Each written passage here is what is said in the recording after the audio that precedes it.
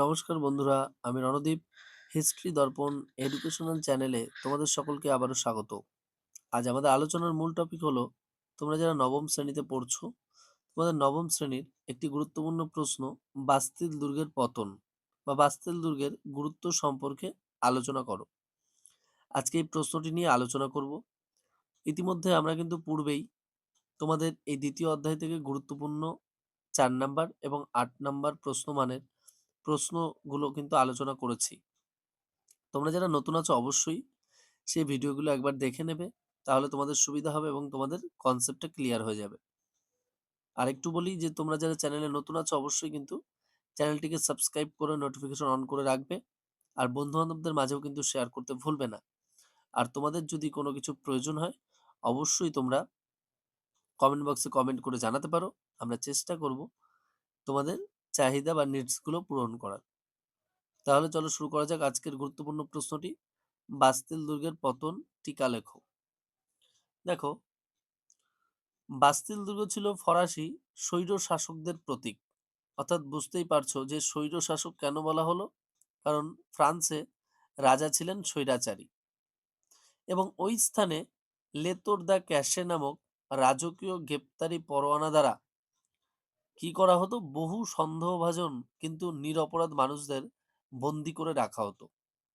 অর্থাৎ বুঝতেই পারছো যে বাস্তিল দুর্গ হলো এমন একটা দুর্গ যেটা হলো ফরাসি স্বৈর শাসকদের প্রতীক বলা হতো এই বাস্তিল দুর্গকে।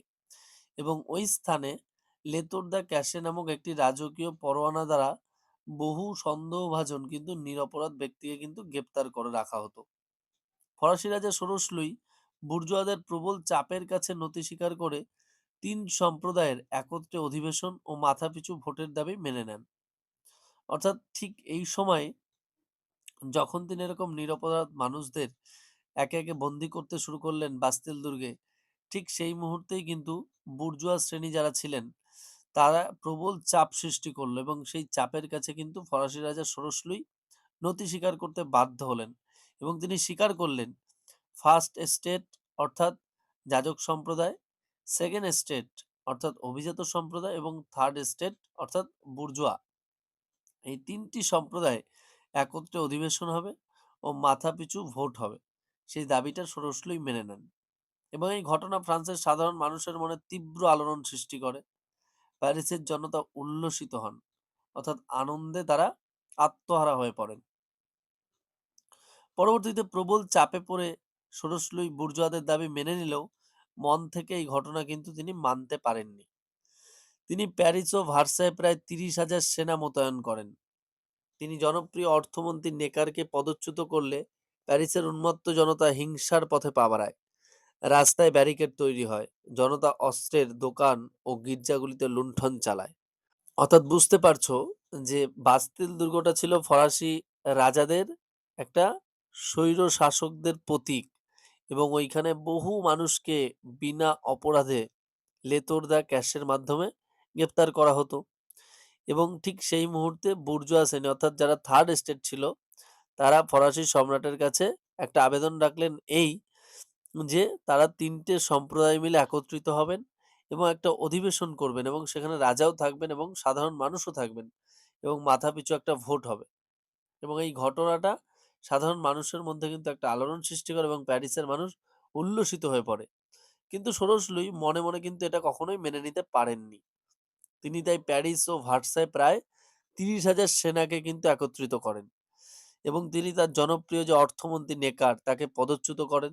এবং তাকে যখনই পদচ্যুত করা হয় তখনই কিন্তু প্যারিসের উন্মত্ত জনতা হিংসার পথে পা বাড়ায় এবং রাস্তায় ব্যারিকেড তৈরি হয়, জনতা অস্ত্রের দোকান ও গির্জাগুলিতে লুণ্ঠন করতে শুরু করে বা লুটপাট চালাতে শুরু করে। এবং ঠিক এই সময় খাদ্যের দাবিতে প্রায় হাজার হাজার মানুষ গ্রাম থেকে এসে প্যারিসে উত্তেজিত সাধারণ মানুষের সাথে কিন্তু মিলিত হয় এবং পরিস্থিতি আরো ভয়ঙ্কর হয়ে ওঠে। 1789 সালের 14ই জুলাই জনতা বাস্তিল দুর্গের অধিকর্তা দ্য লুনেকে হত্যা করে দুর্গের দখল নিয়ে নেয় এবং বন্দীদের মুক্ত করে দেয়। এটি ইউরোপের ইতিহাসে বাস্তিল দুর্গের পতন নামে পরিচিত। তাহলে বুঝতে পারছো যে প্রথম অবস্থায় যেই রাজা ছিলেন স্বৈরাচারী অর্থাৎ স্বৈর শাসকের প্রতীক এবং সেই রাজা তার হাতে শুধুমাত্র ক্ষমতার বলে সেই লেতর দ্য ক্যাশের মাধ্যমে ফ্রান্সের নিরপরাধ মানুষদের সেই দুর্গে বন্দী করে রাখতো। এবং এই বন্দী করা অবস্থাটা দেখে বুর্জোয়া শ্রেণী অর্থাৎ থার্ড এস্টেট তারা বুঝতে পারল যে এটা বেআইনি এবং এটা ঠিক নয়। এজন্য রাজার কাছে তারা দাবি রাখলেন যে ৩টি সম্প্রদায় একত্রিত হবেন, একটা অধিবেশন করবেন এবং মাথাপিছু ভোট হবে। রাজা তাতে রাজি হলেন এবং এর ফলে প্যারিসে সাধারণ মানুষের মনে আনন্দ এবং উল্লাস দেখা দিল। কিন্তু রাজা কিন্তু মন থেকে সেটা কখনোই মেনে নিতে পারেননি। তার জন্য তিনি কিন্তু ভার্সাই ও প্যারিসে প্রায় ৩০,০০০ সেনা মোতায়েন করেন এবং তার যিনি অর্থমন্ত্রী ছিলেন নেকার, তাকে কিন্তু কি করল? পদচ্যুতি করে দিল। অর্থাৎ পদচ্যুত যখনই নেকারকে করে দিল, তখনই ফ্রান্সের জনতা কি হলো? উত্তেজিত হয়ে পড়ল এবং সাথে প্যারিসের সাধারণ মানুষরা কি করলো? বিভিন্ন দোকানপাট এবং অস্ত্রশস্ত্রের দোকান সেই সবকিছু কিন্তু তারা লুটপাট করতে শুরু করলো। আর ঠিক এই সময় কিন্তু খাদ্যের দাবিতে প্রায় হাজার মানুষ গ্রাম থেকে এসে প্যারিসে উত্তেজিত সাধারণ মানুষের সাথে মিলিত হয়ে যায় এবং তার ফলে পরিস্থিতি আরো ভয়ঙ্কর সৃষ্টি হয়। এবং ঠিক সেই মুহূর্তে যখন উত্তেজিত জনতা, সাধারণ মানুষ, কয়েক হাজার মানুষ অভুক্ত যারা রয়েছে সকলে একত্রিত হয় এবং ১৭৮৯ সালের ১৪ই জুলাই বাস্তিল দুর্গ যিনি অধিকর্তা ছিলেন দ্য লুনে তাকে হত্যা করলো এবং দুর্গটা তারা দখল নিয়ে নিল ফ্রান্সের জনতা এবং উত্তেজিত জনতা সাধারণ মানুষ সহ।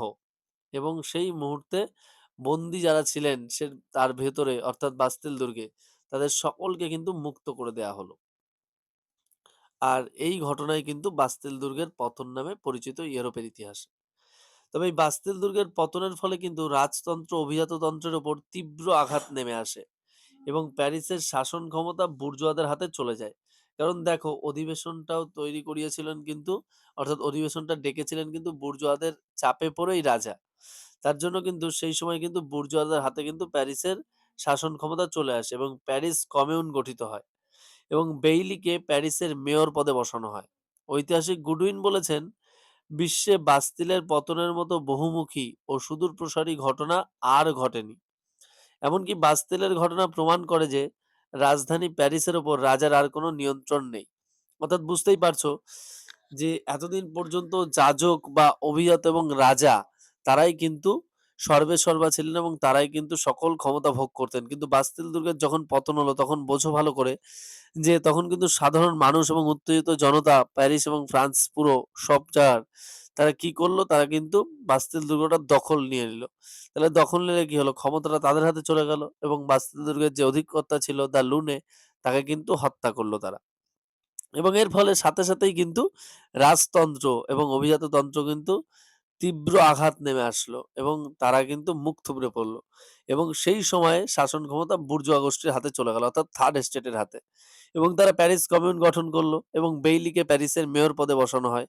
এই ঘটনাটাই ঐতিহাসিক গুডউইন কিন্তু বলেছেন, বিশ্বে বাস্তিলের পতনের মতো বহুমুখী ও সুদূরপ্রসারী ঘটনা কিন্তু আর ঘটেনি এবং বাস্তিলের ঘটনা প্রমাণ করে যে রাজধানী প্যারিসের উপর রাজার আর কোনো নিয়ন্ত্রণ বা ক্ষমতা রইল না। সম্পূর্ণ ক্ষমতাই চলে গেল বুর্জোয়াদের হাতে। এই ঘটনাটা কিন্তু বুর্জোয়া বিপ্লব নামেও পরিচিত। আশা করি তোমরা তাহলে বুঝতে পেরেছো। আর এরকম ধরনের সবগুলো প্রশ্নই কিন্তু যেগুলো এগুলো গুরুত্বপূর্ণ প্রতিটা অধ্যায় থেকে কিন্তু আমি তোমাদের সাথে আলোচনা করব। আর তোমরা নবম শ্রেণীর ইতিহাসের জন্য কোনো অসুবিধা হবে না তোমাদের। আর তোমাদের কারো যদি মনে হয় যে আমাদের এই প্রশ্নটা প্রয়োজন, এই প্রশ্নটা আমরা পাচ্ছি না খুব ভালোভাবে, অবশ্যই তোমরা কমেন্ট বক্সে কমেন্ট করে জানাবে। আমি চেষ্টা করব তোমাদের সামনে সেগুলো উপস্থাপন করার। ভিডিওটি সম্পূর্ণ দেখার জন্য তোমাদের সকলকে অসংখ্য ধন্যবাদ। এভাবেই সকলে পাশে থেকো, সঙ্গে থেকো।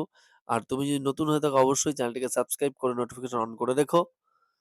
দেখা হচ্ছে পরবর্তী ভিডিওতে। সকলকে ধন্যবাদ।